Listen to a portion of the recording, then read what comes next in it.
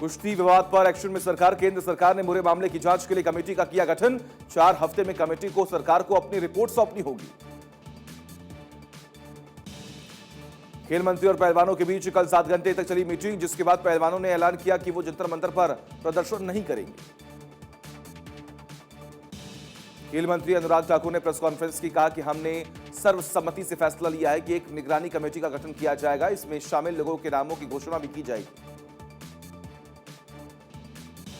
इस दौरान केंद्रीय मंत्री अनुराग ठाकुर ने बताया कि हम बीते 7 घंटों से बात कर रहे हैं। सभी पहलवानों ने कुश्ती संघ पर लगाए गए। उन्होंने कहा कि कमेटी की जांच पूरी होने तक कुश्ती संघ के अध्यक्ष दैनिक कार्यों से दूर रहेंगे और वह जांच में सहयोग करेंगे।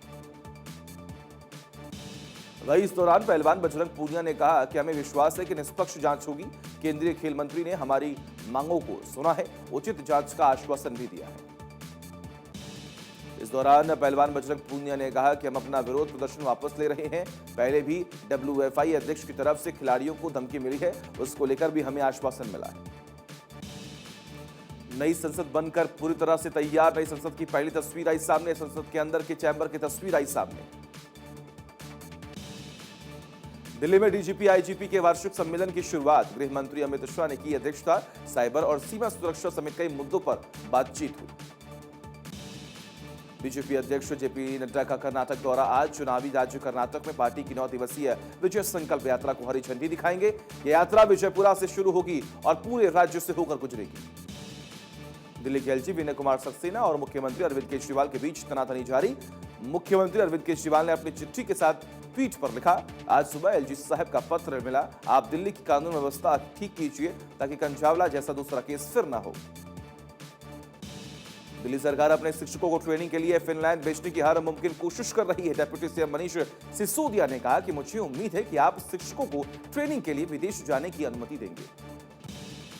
रक्षा मंत्री राजनाथ सिंह ने पाकिस्तान को लेकर एक बड़ा बयान दिया। रक्षा मंत्री राजनाथ सिंह ने पड़ोसी मुल्क पाकिस्तान की आर्थिक कंगाली पर कहा, चाहे पीओके हो या पाकिस्तान हो, वहां की जनता सुखी रहे, हम सदैव यही कामना करेंगे।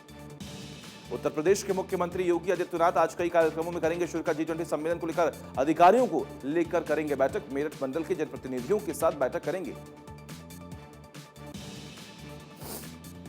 कांग्रेस नेता बीके हरिप्रसाद ने प्रधानमंत्री नरेंद्र मोदी पर बोला हमला। बीके हरिप्रसाद ने कहा, प्रधानमंत्री नरेंद्र मोदी का अपनी पार्टी के नेताओं को मुसलमानों को विश्वास में लेने के लिए कहना शैतान के धर्म ग्रंथों का उपदेश तेरा जैसा है।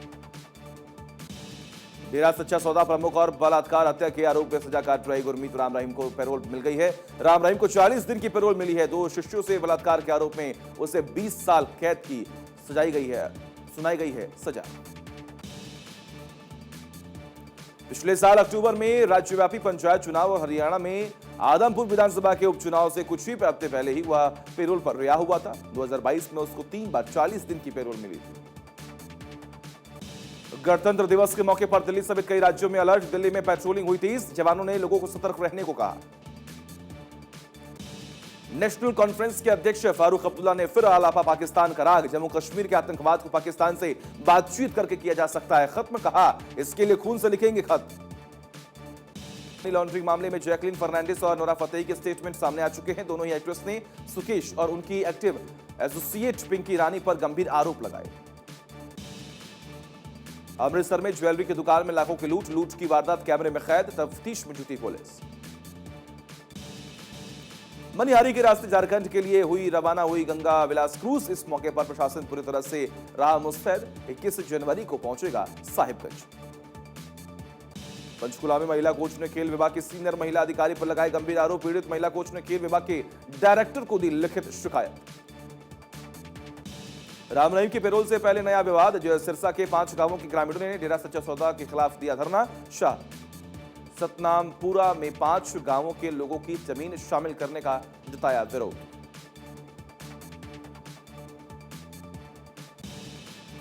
राजस्थान के पाली में मकानों में दरार आने से दहशत। क्षतिग्रस्त हुए मकानों का जिला कलेक्टर ने किया निरीक्षण। तकनीकी विशेषज्ञों से सर्वे के निर्देश। 6 मकानों को खाली करवाया गया।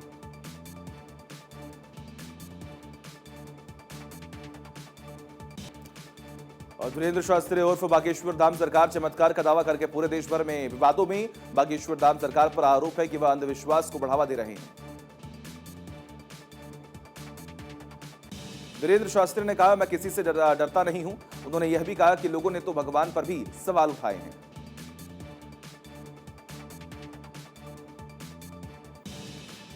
धीरेन्द्र कृष्ण शास्त्री ने नागपुर की समिति के संस्थापक श्याम मानव पर जमकर हमला बोला। धीरेन्द्र कृष्ण शास्त्री ने कहा कि जिन्होंने हमें चुनौती दी है वो आज नहीं आए, पर कोई नहीं, कल आ जाएंगे, आपकी पैंट गीली हो जाएगी। बागेश्वर धाम के पीठाधीश्वर धीरेन्द्र कृष्ण शास्त्री के समर्थन में योग गुरु स्वामी रामदेव का आया बयान। उन्होंने कहा, कुछ पाखंडी धीरेन्द्र शास्त्री पर टूट कर पड़े हैं और पूछ रहे हैं कि बालाजी की कृपा क्या है, हनुमान जी की कृपा क्या है। पंडित धीरेन्द्र कृष्ण शास्त्री को छत्तीसगढ़ के मंत्री कवासी लखमा ने दिया चैलेंज। उन्होंने कहा कि अगर धर्मांतरण हो रहा है तो मैं राजनीति छोड़ दूंगा, आप पंडित का काम छोड़ दीजिएगा। घाटी में बारिश और बर्फबारी हुई, तापमान में आई गिरावट के कारण लोग जुड़ने के लिए मजबूर हो गए। भारी बारिश और बर्फबारी तापमान में गिरावट आई। सड़कों पर भूस्खलन और फिसलन बढ़ने से 14 रूट प्रभावित हुए। हिमाचल प्रदेश और उत्तराखंड में बर्फबारी का सिलसिला लगातार जारी। सुरंग नाला से आगे लाहौल की चोटियों में 4 इंच तक बर्फ की परत जम गई। अटल टनल से सिर्फ 4x4 वाहनों को जाने दिया जा रहा है। उत्तराखंड के जोशीमठ, चमोली और रुद्रप्रयाग के ऊंचाई वाले इलाकों में भारी बर्फबारी हुई, जिससे एक बार फिर से कड़ाके की ठंड लौट आई। वहीं निचले इलाकों में हल्की बारिश भी हुई। कश्मीर के अधिकतर हिस्सों में ताजा बर्फबारी होने से श्रीनगर जम्मू राष्ट्रीय राजमार्ग पर यातायात ठप हो गया और घाटी से आने जाने वाली उड़ानें भी प्रभावित हुई।